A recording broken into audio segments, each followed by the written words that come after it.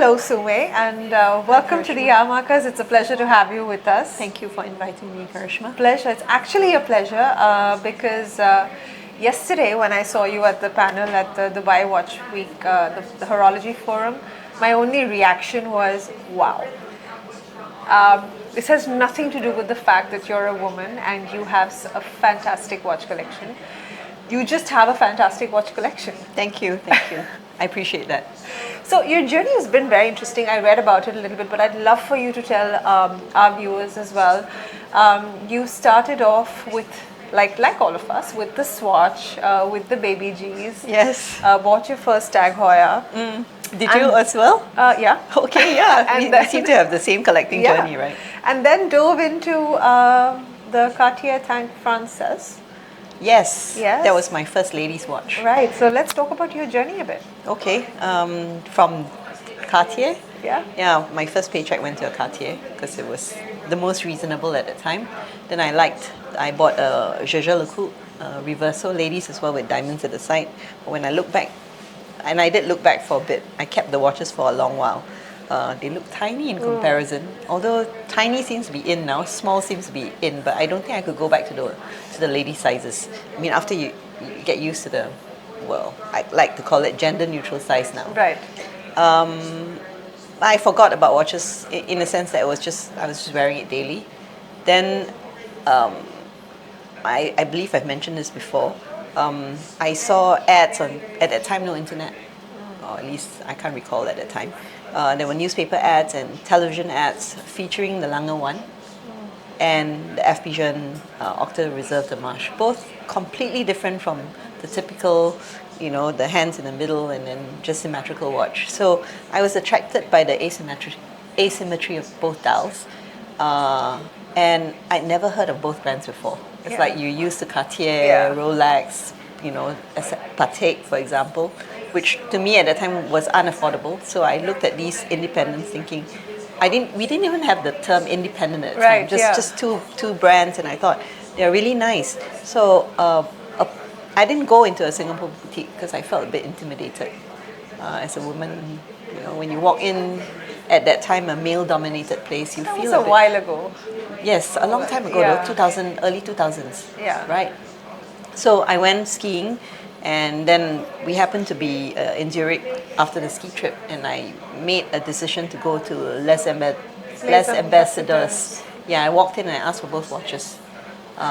They showed me both, and I was more attracted to the FP Journe because of the salmon dial. I like colors, as you can tell. Yeah, and it was a mind-boggling amount to me at the time. Yeah. But I thought, okay, since I'm here, impulsive buy. I bought it, took it home, and it was a platinum watch, so it's heavy as well on my wrist. Your FP Journe was an impulsive buy. Not too many people can say that. But it's a big purchase, and I was in Zurich, and I was leaving the next day, so it either you get it, or you don't get it. Right. Okay. So I didn't want to live to regret something, and I'd been thinking about these two watches for a long time. Right. So it was just a matter of choosing one or the other. And at that time, I could get VAT refund. Singapore hadn't had GST yet, so I just bought the watch and I went home with it. And luckily, I didn't have nightmares about it. And it kept me. I mean, I was wearing this watch for quite a while. Went for dinners with it, only on special occasions because it was an expensive watch. Right. And fast forward, Panerai came out. It was a rage. Big 44. Yeah.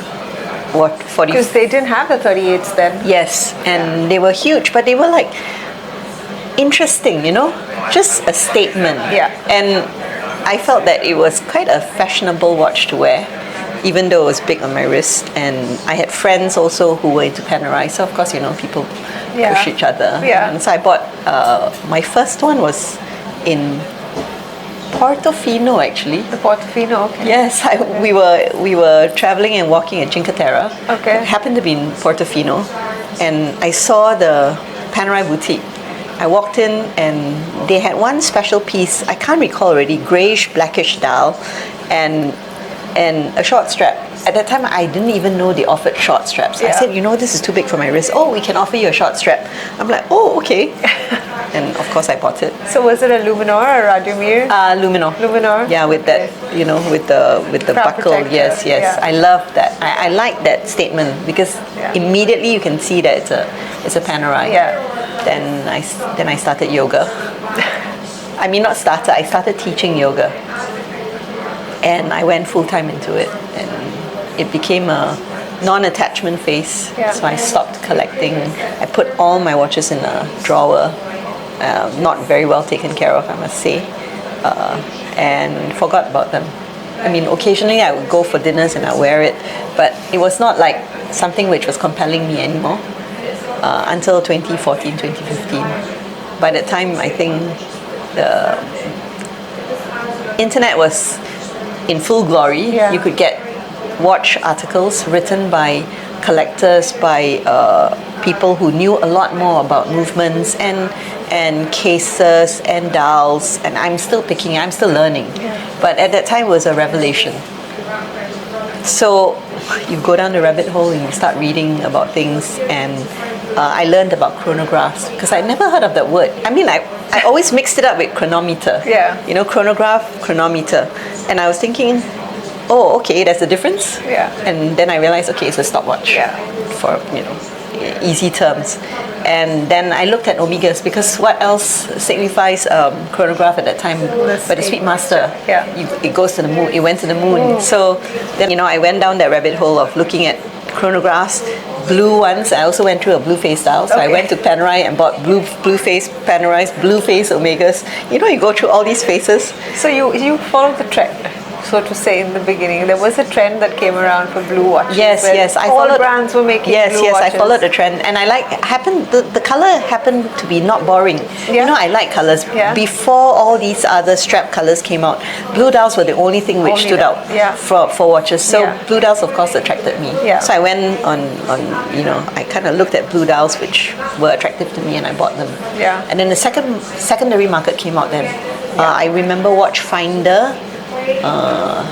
And then I thought, oh, I can sell all my ladies' watches which have not been used for a long time. I like how you've termed them as ladies' watches. That's such a taboo word right now. I know, sorry, bleep bleep.